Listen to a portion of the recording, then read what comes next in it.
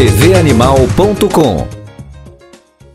Olá pessoal, bem-vindos a mais um tvanimal.com. O programa de hoje está fantástico.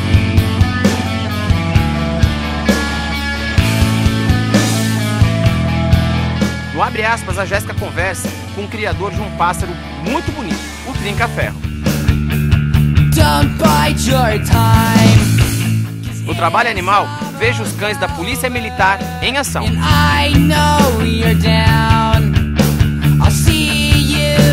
Lindos cavalos da raça Quarto de Milha no Bicho Grande desta semana. Você ainda vai ver o Juba na trivia e na dica e muito mais. Não sai daí, tvanimal.com está começando agora. Olá, eu sou o Juba e vim desafiá-los mais uma vez com a trivia do tvanimal.com. O husky siberiano já é usado há muito tempo pelo ser humano, mas pra quê? Vou te dar 3 opções. Opção A, rinha entre cães. Opção B, tração de trenós. Ou opção C, pastoreio. Preste atenção em todas as matérias, pois a resposta está em uma delas. No final do programa eu volto para saber se você acertou. Olá pessoal do tvanimal.com, no quadro Cães de Ponta dessa semana, eu e a Cristal estamos aqui para falar da raça Husky siberiano.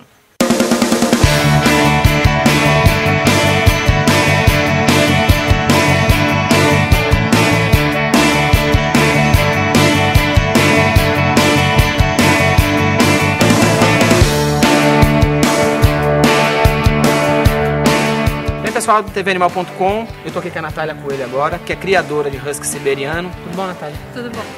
Natália, por que você escolheu a raça? A gente sabe que é uma raça bem exótica, as pessoas gostam muito por conta da beleza, mas você especialmente, por que escolheu a raça? Bom, porque eu já estava acostumada a criar outras raças, né? Aí de conhecer um Husky siberiano, ganhei um Husky siberiano e me identifiquei muito, porque... Quem foi que te deu o Husky?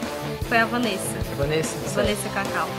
E aí eu me dediquei bastante assim, porque eles são cães que, se você não tiver uma paciência, né, não são como outros cães que obedecem, né, porque às vezes se você abrir o portão eles fogem. Então eu achei que fosse uma raça interessante e que me desafiou a criar.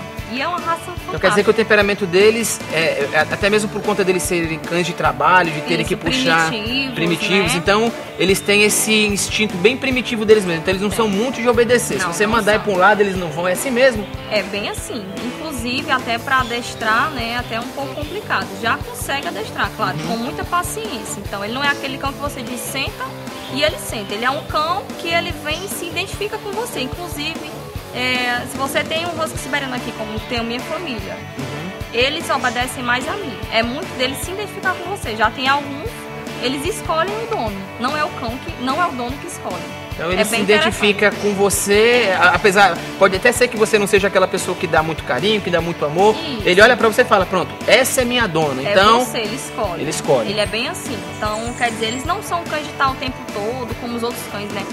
Entra, lambe e tá o tempo todo em afinidade com você. Não. Ele é um cão assim, ele tem o espaço dele, ele é bem individual. Tá entendendo? Não deixando, claro, de ser carinhoso, porque quando você chega ele faz afeto e tudo, mas não é como outras raças, eles são individuais, individualistas. Natália, o Husky é um cão bem exótico. Quais são as cores permitidas? Então, as cores permitidas são preto com branco, cinza com branco, marrom com branco e o vermelho com branco. Certo. Né? Ele se define mais nesse padrão, nessas cores. Em relação aos olhos... Que é a coisa que mais chama a atenção no cão, né? Que é muito bonito isso. Tem gente que, inclusive, em relação à compra de filhotes, tem pessoas que dizem, eu só quero Husky com olhos azuis. Então, acho que tem que desmistificar um pouco. Certo. Porque, em pista, a maioria dos cães, se você for observar, tem olhos amêndoas. Entendeu? Quer dizer...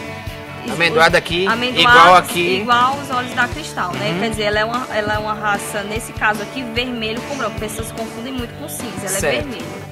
E as cores, os olhos dela são amêndoas, né? Ou castanhos. E ela é um cão que já ganhou filhote, campeão, então tem que desmistificar um pouco. Pessoal, eu quero um Husky porque o Husky tem um olho azul. Não. Pelo padrão... E tem muitos, que nem você falou, tem muitos que até, que nem você acabou de falar, penso até que não é Husky se não tiver o olho azul, né? Já aconteceu e eu acho que não.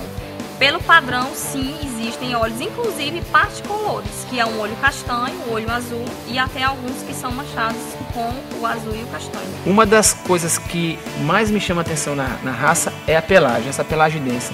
Eles sofrem aqui em Fortaleza por causa dessa pelagem densa? Não diria sofrer, né? Até que eles se adaptam muito bem. Nunca tive problema assim de ver o cachorro triste, cansado, por conta do calor, não.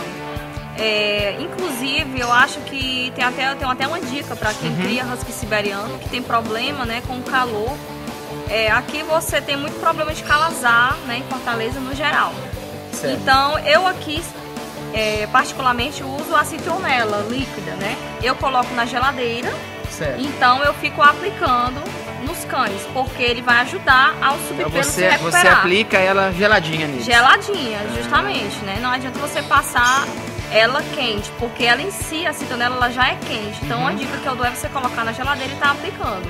Porque se o cão tá perdendo a pelar, tá na época de troca de pelo, ele vai se recuperar mais rápido com aquele friozinho, né? Certo. E deixar sempre água à vontade, porque eles mesmos se refrescam sozinhos. Quem tem husky sabe que eles ficam cavando dentro da água e se molhando o tempo inteiro. Então não sofrem, se adaptam bem, sabem sair do calor. Quem é que pode ter e quem é que não pode ter um husky? Essa pergunta é pelo seguinte, que às vezes a pessoa, por conta da beleza, porque um filhote de husky é uma das coisas mais lindas do mundo. Com certeza. É apaixonante, às vezes, e a pessoa compra às vezes muito no impulso. Concordo plenamente. Né? Então, quem é que pode ter e quem é que não pode? Isso é importante justamente para isso, para que as pessoas saibam que o filhote vai crescer, não é só aquela belezinha. Você já disse uma particularidade que é muito importante, ele é um cão desobediente, né? Não vou chamar de desobediente, vamos dizer que é um cão que tem vontade própria, não é isso? Então quem é que pode e quem é que não pode ter um husky? É uma pergunta importante, inclusive as pessoas que me procuram para a compra do filhote é uma coisa que eu informo logo, né? Quem pode ter um husky siberiano? Uma pessoa que saiba o que está comprando. Porque um filhote de husky, ele não é um filhote que você possa deixar ele dentro de casa. Os filhotes em si são traquinos. O husky, ele é 2 vezes mais, entendeu? Quer dizer, se você deixar um husky siberiano sozinho, quando você chegar, está tudo de cabeça para baixo. De cabeça para baixo. Então, o que você espera de um cachorro desse? Se você está esperando que ele seja um cachorro obediente, que você vá mandar, que você vá sair, abrir o portão com o carro tranquilamente, então não compre. Porque eles cavam na água, eles cavam na areia, eles precisam de espaço. Não é um cão que você possa criar em um local pequeno, porque eles gostam de correr, se movimentar. São cães muito ativos, né? Até mesmo por conta da função deles, né? São cão de trenó, de correr e tal. Justamente, você tem que ter um tempo para você se dedicar, pelo menos, vamos dizer assim, umas 2 vezes por semana, para ele movimentar os músculos e tudo. Então, é isso que você pode esperar de um husky, né? Não esperar que ele seja um poodle. Natália, todo mundo que tem cachorro tem uma história engraçada para contar. Qual é a sua? A minha é engraçada, né? Hoje é engraçada. No dia foi assim, ficou aquele pânico. Como eu já falei, eles fogem.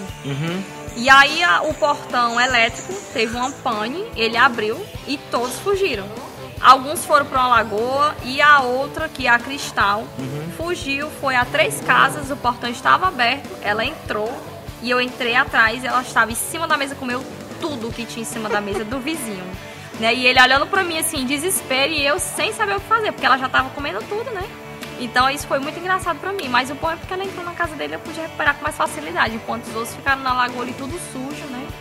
Tudo cheio de cocô, de gado, de tudo. Então eu acho que isso foi bem engraçado. E é uma engraçado dica, agora, né? Engraçado agora, logo no dia a gente ficou, eu fiquei culpando todo mundo, né? Inclusive o povo do portão.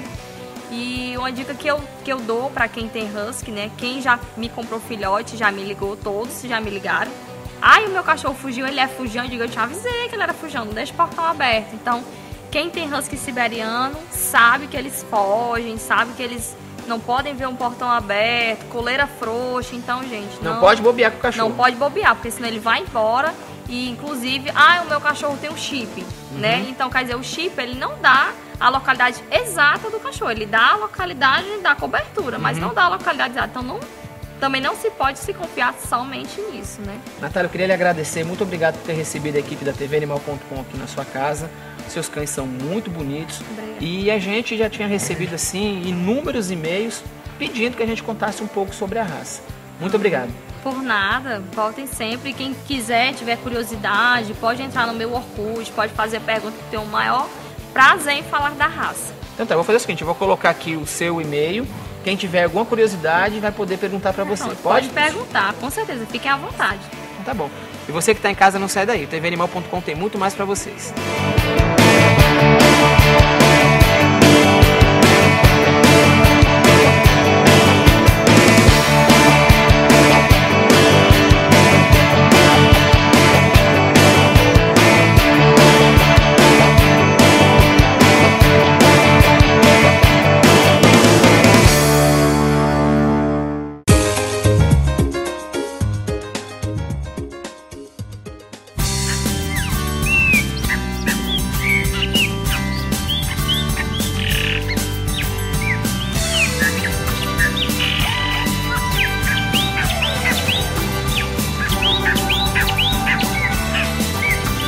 Oi pessoal, esse daqui é o Ayrton, ele é criador de trinca-ferro e ele vai explicar pra gente alguma coisinha sobre essa espécie de pássaro.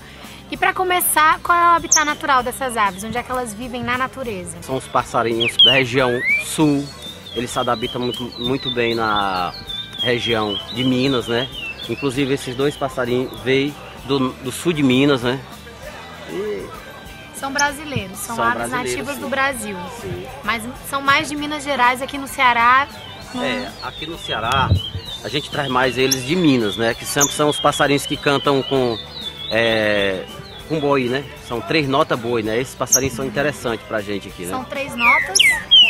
3 notas boi esse canto que ele acabou de dar. Ah, o nome dessa... Então, cada canto do passarinho tem um nome diferente? A nota do canto tem... Sim. E assim, a gente está ouvindo que o canto do passarinho, o canto do trinca-ferro é muito bonito, né?